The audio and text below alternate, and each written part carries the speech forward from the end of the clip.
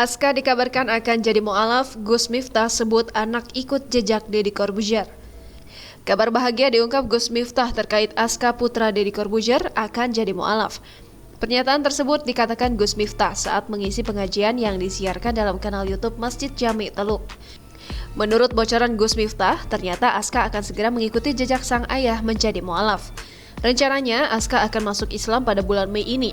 Informasi itu pun hanya sampai di situ saja. Sebab Gus Miftah tak memberi detail seperti kapan dan di mana tempatnya proses pengislaman Aska Corbuzier. Di pengajian tersebut, ia pun kembali menegaskan tak pernah mengajak Deddy Corbuzier masuk Islam. Tapi dengan cara yang baik dan dengan nasihat yang baik, akhirnya Deddy Corbuzier masuk Islam. Jangan lupa subscribe, share, komen, dan like ya!